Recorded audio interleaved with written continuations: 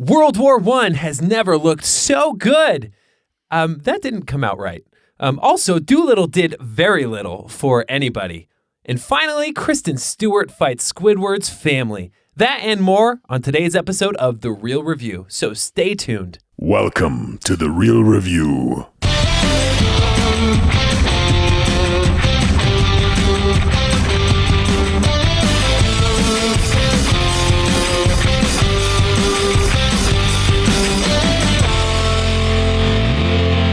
Welcome to The Reel Review, sponsored by Parametric and Lazy Ape Studios, where you get some of the latest happenings, real thoughts, and perspectives in the world of film and television. Everybody, I'm here with Joel Merrick Cunningham. I thought you were going to say something about that. Yes. I don't know if I'm allowed to talk about it. That's the thing. It's okay. It's an alter ego of Joel's, and he's a prospector. Yeah, there we go. Just kidding. He's We'll not just really a go with prospector, that. but he's a prospector. We'll just go with that. I'm a prospector with a dog named Dodo. Dodo. Yeah. Sorry, inside jokes. And who am I today, Joel? I'm here with Matt, and the Oscar goes to, Hey, awesome. Thank you. I appreciate it. I'd like to thank the Academy. Thank the Academy. I'd like to thank the farmers and farmers.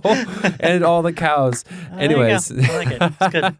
That was a Joaquin Phoenix joke. Okay. I got you. Yeah. Anyways, moving right along. I'm not going to explain it because if you, it's something you don't. I don't want to say it because it sounds so crazy. Yeah, it is. I kind of was like, Yeah. this is going a really interesting direction. Yeah. right now. We were tuning in late in the Oscars. Like it was already up to I think Best Foreign Film is when we finally hopped in. Yeah. And my girlfriend was sitting there and we were all just kind of eating food and stuff. And then she wasn't really paying attention. She was kind of on her phone. And then it got to that part of his acceptance speech. And he said that. And she goes, "What are we watching?" And I was like, "I don't know right now. I have no idea." So yeah, anyway. Oscars, when did crazy. Lose Yourself by Eminem come out? Seriously. 2002. Hashtag Oscars Anyways. so crazy.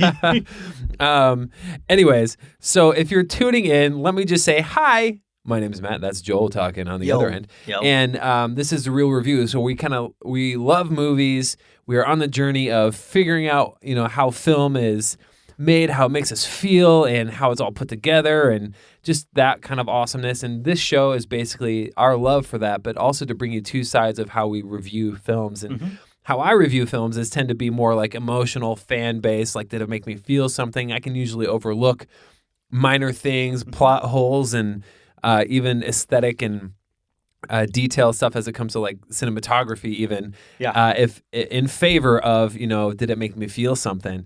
And Joel might be a little bit on the other end. He's all about the details. He loves a lot of those things and, what made sense, what didn't make sense. And that can really derail a movie for you, I think, sometimes. Oh, yeah. And we kind of blend those two together. And that's why we call this The Reel Review, to give you a balanced light side, dark side kind of. There you go. I don't know which one is the dark side, though. We'll let you be the deciders of that. Yeah. All right. Regardless, Joel, why don't you tell people how they can get connected with us? For sure, Matt. So we've got some great ways to get connected to the podcast. As always, we have our website, which is reelreviewmedia.com. I should say that again, Reel Review Media, so I'd say it clearly. Yes.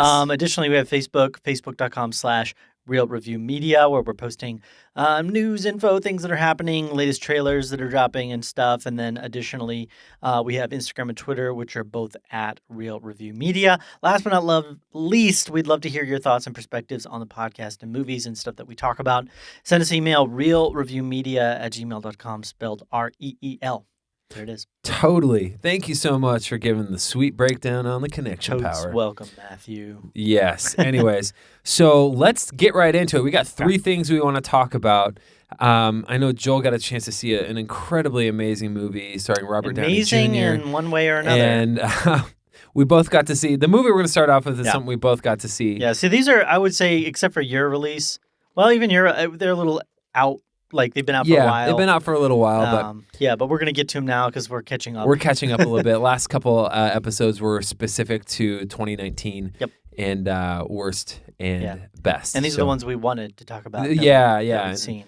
Yeah, and I made the comment last time that 1917. Let's just start. I made the comment that 1917 would be in my top 10. Yeah. If I were to go back and have seen it before actually making my top 10 list. Yeah. So let's start off right at the top with 1917. This is it takes place in 1917, guys. April 6th, 1917, as a regiment assembles to wage war deep in enemy territories, 2 soldiers are assigned to race against time and deliver a message that will stop 1,600 men from walking straight into a deadly trap. Written and directed by Sam Mendes, and stars a lot of people, but Dean Charles Chapman, George McKay, Daniel Mays, Colin Firth, Pip Carter, Benedict Cumberbatch, Andy Apollo, Paul Titino, lots of people. And I should note that the cinematographer is Roger Deakins. Who's probably the most renowned cinematographer. Yes. And definitely deserves accolades for this one as well. Yeah. I think, especially with the one-shot style of shooting. And they won, didn't they win? Yes, I believe they did. He won specifically for cinematography. Yeah, which he definitely deserved. Yeah. I heard a bit about that one style going into this, and it's been done. And I like that people aren't. One, probably just because it's technically still so difficult to do. It's not overdone right now in cinema. Like, for a while, we saw that found footage thing where, everybody was like, I've got to make a found footage movie. It'll be a hit. And nobody really needed to do that too much. Right. And I think the nice thing, maybe because this is so technically difficult to do, is that the one-shot film is still not everywhere. Not everybody's trying to do the one-shot film. But it's been done here and there in a very nice way. And I think this film was aided so well by the one-shot aspect of it, because you really get the thing that a one-shot does is, since you don't have breaks, since you don't have jumps in perspective and time, a lot of the times you feel like you're just on this roller coaster, and you're locked in for the trip and the journey that's going on with it. And the benefit of that is you really get into the story, you really get into the characters, but only when it's done well. And this is done so well that absolutely you really get into those characters. And the journey that they're going on. Sorry, I'm burping. No, you're good. Excuse me. No, it's really, I think it aids it really well. You know what? And I think I said this to you. I really enjoyed this movie, and I think a lot of it. I would say the first 45 minutes, I was just kind of in awe. Like, are they cutting? Where are they cutting this movie? Yeah. And I was just like, oh my gosh, this is insane. There are a couple of times where you're like, they could have 100% cut right there. Yeah. And there's maybe only one instance in my mind where that was a cut, and I could probably tell it was a cut actually. Yeah. But for the most part, there are so many actual one shots in this thing that are it's really a technical achievement. Yeah. There are some really amazing camera movements that happen along the way during these one shots. Yeah. That it blew my mind, and I was just really in it. And I think you were saying it too. It really for this story in particular, it aided in your journey with growing with the characters. I think. Yeah. And it made it more special, and even just I wouldn't even say just the one shot element and the way the camera moved, but even a lot of the scenes were set up in an incredibly beautiful way. Yeah. There's one I think I mentioned to you that's it's at nighttime, and there's flares lighting up that was beautiful. rooms. I was like, man, this looks incredible. Yeah. I haven't seen anything like that in a while, and just really, really impressed. The acting I thought was great. The story was really good in the sense of, well, I have a kind of a plus and maybe a negative on the story. It didn't. I feel like the end didn't hit as hard as I wanted it to, but that's minor to me. I can overlook it because I felt like I had a really great time in the movie. There's this minor twist in the middle of the story where I was like, oh, this is what we're doing, and then something happened, and I was like, oh, wait a minute. Yeah. Now this is different. Just to finalize real quick my thoughts on sort of the cinematography stuff, and then I'll hop more into where you're talking. The thing that I think as well that it did so well, and again, we could spend 15, 20 minutes just talking about the cinematography. Probably. But they used the perspective of the camera in such an effective way at times where it almost felt like it aided in the suspense. It almost felt like a horror film, because there was times where the camera would kind of whip pan or turn and sort of reveal something. Yeah. Or you'd hear a noise and then the camera would have to turn to it, and you're getting a sense of being the characters. Right. And how you would experience this, when somebody gets hurt, you don't necessarily see that until afterwards, and you get the effects of it, which is very realistic. Right. In a war setting, somebody would get shot or cut or something, and Yeah. then you would see that. And I thought that was done so effectively and so nicely well. So it wasn't like they were just, hey, let's do something different and have a World War I film with a one shot. Yeah. So that was that. I think going in more into the acting and the story as well. The acting was good to me. I didn't feel like either of the actors were like, oh, hands down, the best acting I've ever seen. I wouldn't have necessarily even said that they deserved to be, nominated for Academy Award, but I didn't necessarily need that. I think what this film was about was the journey that the characters were going on and the world as it was during that time in that area of the world as well. Totally. So the story, I think, had a lot of strengths and weaknesses to it as well. The best thing that I can say about the story is I think it did a really good job of showing not just the darkness and the pain and sadness that comes with something like a huge war that affects people's lives and forces people to live in like shelters and stuff. So not only did it do that well, but it also had a bit of a touching, hopeful kind of note as well. But that was secondary. It was definitely more of like, war is bad. Yep. And here's a lot of reasons why it's bad. Right. Yeah. Sorry. Yeah, for sure.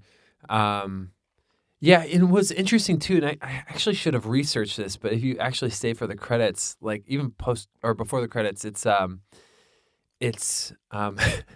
wanted to make a joke about it setting up a cinematic universe. It's not. Oh, I'm just no. There's this little bit. Simultaneously, There's this in little another bit. part of the It talks about the stories. I think is like Sam Mendes' grandpa or something like that. That was actually or uncle or something like that. That was a part.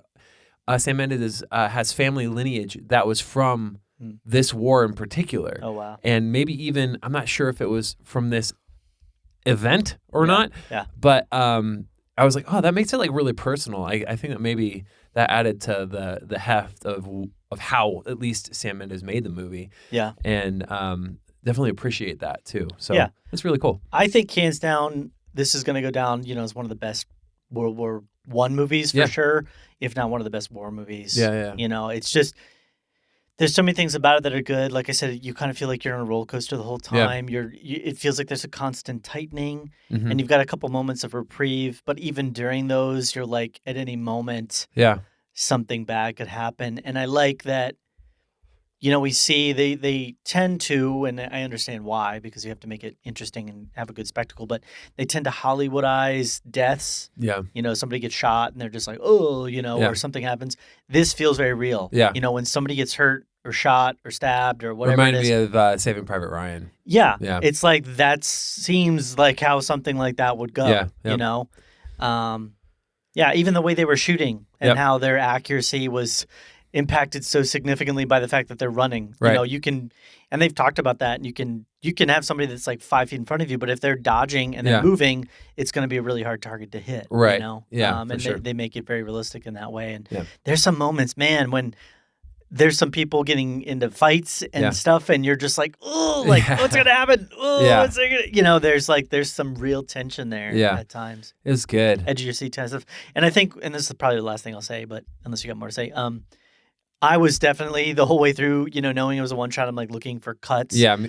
There was a couple spots where it was like, okay, that rock's not real, Right. and I can tell they're using that to make a cut happen. Yeah. But even despite all of that, the fact that I was able to literally just like think about that, but not think about that, and just get into the story, tells me a lot about it as a film. Yeah, for sure. Yeah, for sure. I was going to say the same thing. I mean, I mentioned that earlier, and I think for the most part, I was still looking for stuff, but there was a point, maybe about 45 minutes into it, an hour into it, I was like, all right, I'm just enjoying the story now. Like I got over that, but I know it's a technical thing I wanted to like look for, because I was like, this is really impressive. Yeah. Even if there were a number of cuts, there's so many one shots in there that were still like, wow, this is dang impressive. Yeah. But yeah, really like the movie. I'm going to drop my grade for it. I'm going to give it a 93, an A. Oh, wow. Yeah, really liked Nice. it a lot. That's really good. Yeah, mine's similar. I'm with this weird spot. I'm giving it a 90.5. Okay. I know it sounds like stupid. Sure. I'm like fluctuating between 91 and 90. I think there was some very obvious, like I mentioned, digital effects Yeah. that looked really not great to me. Yeah, And sure. I'm like, with the budget and the time that they had for this film, you really could, it's like you couldn't have just made that rock look like the lighting better. Simple things like that. And then I think as well, Right. the acting if the acting had been a bit more, like if the characters had been a bit more in it for me. Yeah. Not that they didn't feel connected, but they just didn't. Nothing specifically about the characters is going to make me remember them as who they were in the film. Yeah. I think that would have elevated it even higher for me. But overall, really, really interesting, really good film. Definitely highly suggest people going and checking it out. Totally. And the music, we didn't even talk about the music, but the score was beautiful. Yeah, it was haunting really, really and beautiful good. at times. Yeah, 100%. Anyway. So good. So 1917, let us know what you guys thought about it. It is definitely one of my favorites of 2019.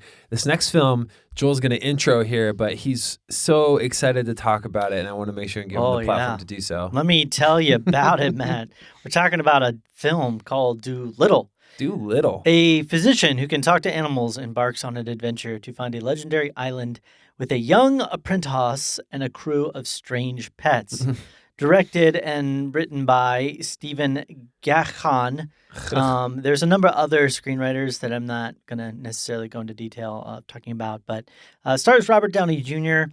as Dr. John Dolittle. He's pretty much one of the biggest names in the movie. You got Antonio Banderas, who's kind of making a bit of a comeback right now, as King Rizzoli. Michael Sheen as Dr. Blair Mudliff. You've got a couple younger folks that are kind of in there. Tommy Stubbins is Harry, and Jessie Buckley is Queen Victoria. And Lord Thomas Bagley is Jim Brodent. And then you got a number of voice actors for the characters that you'd recognize. But so I had been hearing mixed things about this film, to put it nicely.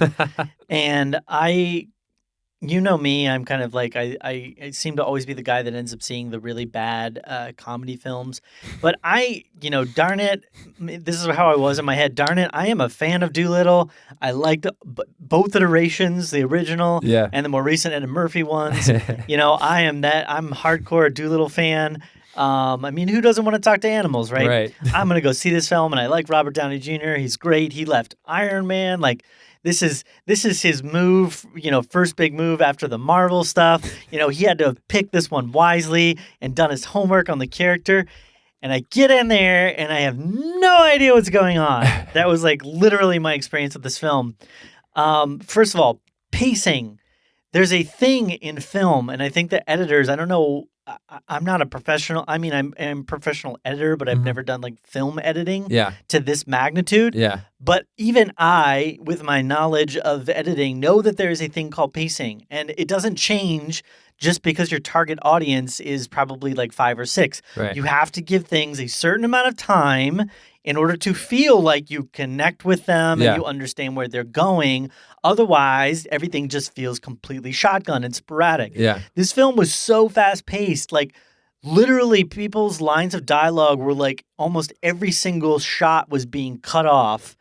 And then you add on top of that, this is just a cinematography thing. Every shot had, except for like, I'd say 90% of the shots had some sort of push in or pull out or zoom in or zoom out. So every shot like had to have motion to it. They like couldn't put the frame statically on somebody. So it's fast-paced sets, like all this cuts. You've got zooming and zooming out every single shot, sometimes quick, sometimes slow, but every single shot.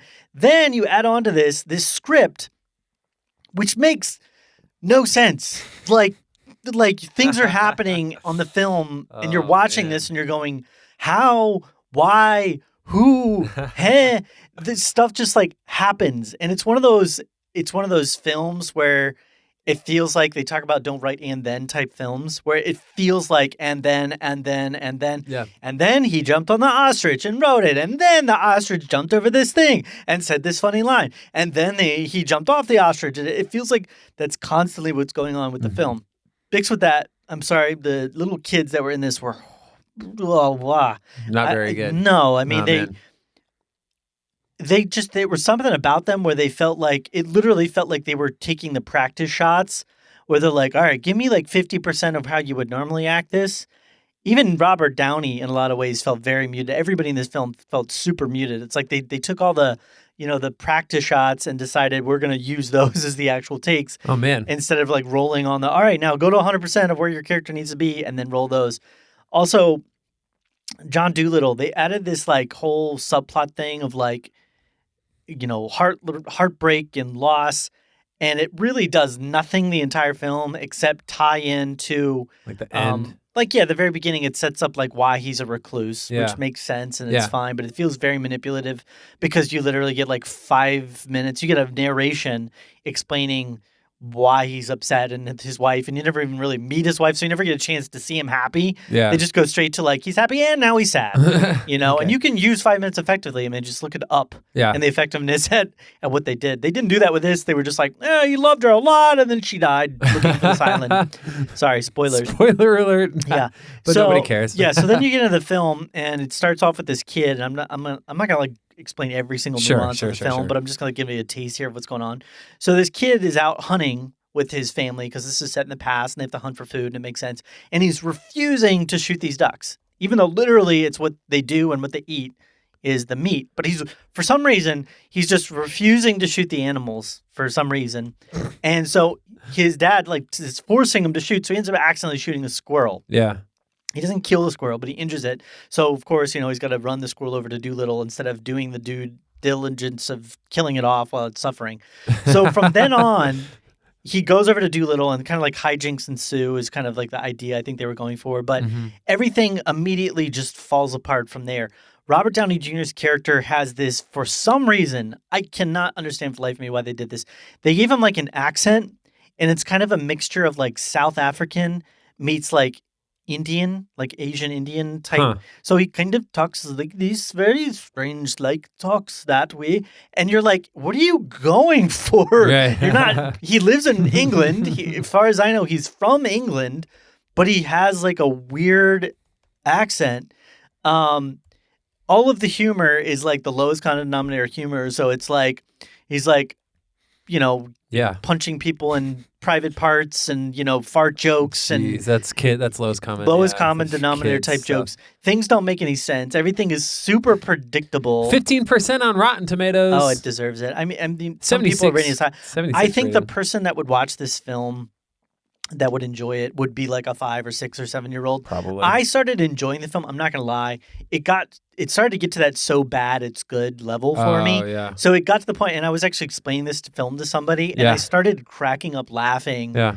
because of how ridiculous some of the scenes are. And this is like just the final example. Again, not trying to spoil it too much That's or fine. anything from It's that, but like, so at the very end, he has to go to this island because he's trying to find this cure for this poison for this queen that's dying because she got poisoned by this thing. And somehow he knows that the only cure for it is on this remote island that nobody's ever been to. Yeah. So nobody's ever been there, but he knows that the cure is there. Right, And yeah. so he goes to the island. There turns out to be a dragon there. Yeah. The dragon is heartbroken because of the death of her loved one, apparently. But it turns out, no, she's just got a blockage. Yeah. I So feel like I've heard about this. yeah, so they use this moment to remove the blockage, and it's not as gross as it sounds. Like they don't overtly show anything, Yeah. but it's just so out of nowhere and so ridiculous. You're like, why is what? How? What? How? It's just so weird. Yeah. It's like and that's the best thing I can say about this film is just weird. Yeah. It felt like somebody was like, I understand people, so I shall write a script about people that doing things that people do, Yeah. and with animals that talk. It's just such a weird film. Anyway. Man, I'm really excited to hear a grade on this. Yeah, I'm giving it a D-. All right. Giving it a Wow. solid. I think solid. Well, I think it's right on the cusp, but I'll probably give it a 60. Look at you. It's like right there, right on the cusp of F. I think if a few other things had been off, To me, like it the sounds music was like fine. To me, it sounds like Robert Downey Jr. signed on for something different than what it turned out to be. I believe so. Yes. He made a poor choice, is what I would say. Maybe come back for a little while for some more Iron Man. We'll see. Yeah. We really get him back up there. Yeah, exactly. Yeah. Anyway, sorry. Anyways. I was trying to keep it cool. Yeah. No, I Cool-headed. gotcha. I gotcha. Craziness. Well, if you love Dolittle, I'm sorry. Joel didn't. Anyways, I probably won't see this movie, but let me talk about this next movie. Okay, yeah. And this next movie is called Underwater, starring Kristen Stewart. A crew of aquatic researchers work to get to safety after an earthquake devastates their subterranean laboratory. It's not really subterranean; it's just under the water. Okay, whatever. But the crew has more than the ocean seabed than. The crew has more than the ocean seabed to fear. It's a weird synopsis. Okay. So it's directed by William Eubank. I'm not even familiar with him in his body of work, but Kristen Stewart, Vincent Cassell, T.J. Miller, Janessa Henwick, and John Gallagher Jr. I love a lot of these people actually, and to me, it felt like this could have been a Cloverfield movie. Yeah. As in like how 10 Cloverfield Lane was a Cloverfield movie. You know. Yeah. This was the one in space? The Similar to Cloverfield Paradox. Yeah. That was not a very good movie. Right. I'm thinking similar to that. Yeah. This movie, it was not getting that good reviews, or I was getting like meh reviews. I like monster movies, so I come in with like a positive disposition already, and I'm excited for it.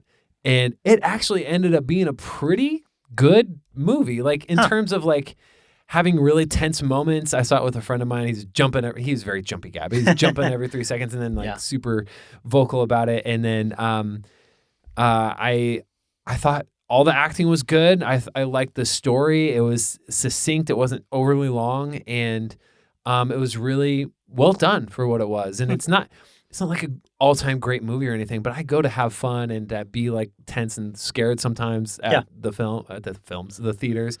And I thought this movie accomplished that 100%. Yeah. And it was exciting, scary, and good acting. And it had some good funny moments. T.J. Miller wasn't too T.J. Miller, you know what I'm saying?